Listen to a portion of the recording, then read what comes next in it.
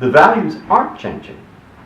And the question, I think, which is the great question, which you're going to have to answer more than me, is how do we create institutions that, in fact, embodying these common values, manage to solve our problems? And if you want to know at the political level what I face when I do go into an argument or discussion with this, more and more people will say the following. Not maybe more and more. Maybe it stayed constant for 15 years. Hey, this is an American Constitution. What are you referring to foreign courts for? I talked to a congressman who just says that. He goes on for 10 minutes, and it made perfect sense. But he said, I said, you're aiming this at me, aren't you? He said, yeah. So I said, well, look, the reason I sometimes refer to foreign courts is that more and more people have similar documents like this, similar values, they have a job like mine, they have problems like mine. Why don't I read what they say? They don't necessarily bind me, but I might learn something. Don't you think that's a good point? He said, fine, read it, just don't refer to it in your opinion. So they're not knowing, they're not stupid people who disagree with me.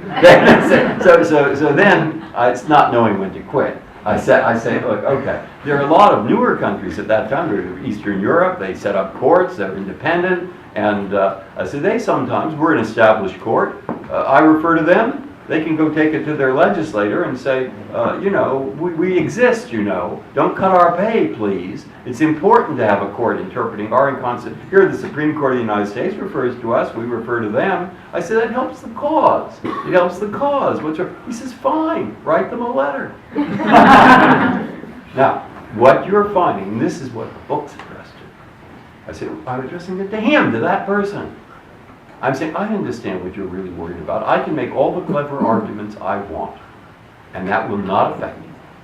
Because what you're actually worried about is you are actually worried about injuring, watering down, or destroying basic, core American values.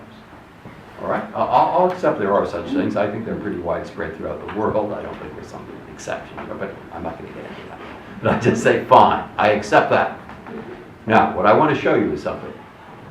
The world is trying to solve, or parts of it are trying to solve. Environment, this, the terrorism, that. The world will go on without us. If we don't participate, we're going to have the effects of that. And what I'm trying to show you in the book, in the commercial, or just by describing what we do, is our choice is participate in that or not. And if the answer is not, we'll not only have to live with the result, but I would like to convince you by you reading the details of the problems that the best way to preserve our American values is through cooperation, is through participation, is by creating this kind of institution here, that one there, 17 countries go over here, 6 go over there, sometimes it's international law, sometimes it's an executive agreement, sometimes it's just something on paper that helps people cooperate more when they work together in the antitrust area. There are hundreds of different ways of going about it. Now, I don't have a dog in the fight of which way. I do have problems. They do reflect the world.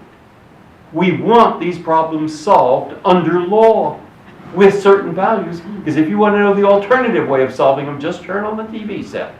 And it isn't a very pretty picture. So that's where we are.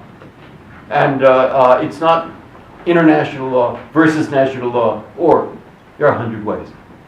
But the important thing is legal institutions, to me, some form thereof, that will help us cooperate together to improve.